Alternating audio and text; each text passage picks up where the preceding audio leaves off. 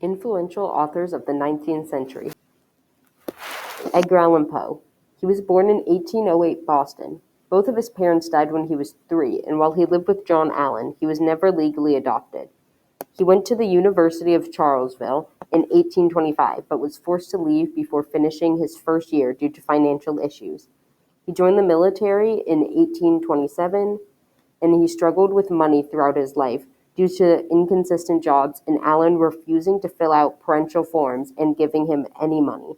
He was hired as an editor at the Southern Library Messenger in Richmond and moved with his family. He got married to his 12-year-old cousin in 1836, but she died of tuberculosis 11 years later.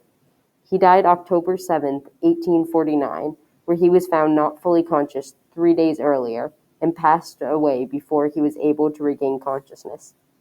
Published first 2 poetry collections in 1874 during the military, but neither became popular. Poems, his third work, was published in New York 1831. His short stories were in the Philadelphia Saturday Courier, and he won a cash prize in the Best Story competition with his story, Mrs. Found in a Bottle. His writing got popular around 1830s to 1840s. His legacy. A figure in the art for art's sake movement in the 19th century Europe. He was a famous critic as well as an author. He had a theory of literary creation, saying good writing should have an intentional effect on the reader, which still impacts writers to this day. He popularized genres such as science fiction, detective stories, and short stories. He influenced famous authors like Lovecraft and the French writers in the Symbolism Revolution. Oscar Wilde. He was born October 16, 1856, in Dublin, Ireland. Both of his parents were writers. His father published books on folklore and archaeology, and his mother wrote poems, myths, and also folklore. In 1884, he married Constance Lawyer, the daughter of an Irish barrister. He was put on trial for being gay in May 1895 and was found guilty and received the maximum sentence of 2 years of hard labor. He died November 30th, 1900. His work, Ravenna, won the Oxford Newgate Poetry Competition in 1878. He self-published his book called Poems, which sold out of its first printing. Wrote plays and stories like Vera or The Happy Prince and other tales, but they were controversial with its political themes, which made them even more popular.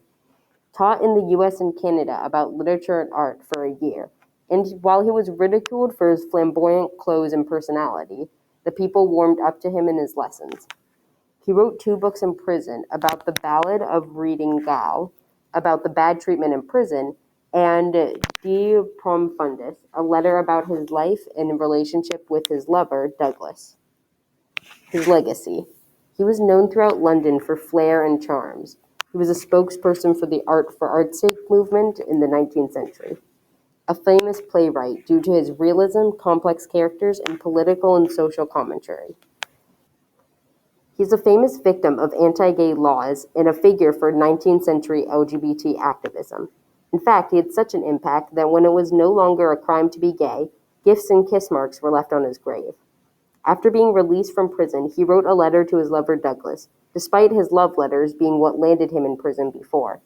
A transcript from the letter reads, "Do remark my ruined life for me, and then our friendship and love will have a different meaning to the world." Charles Dickens. He was born February 7, 1812, in Portsmouth, London.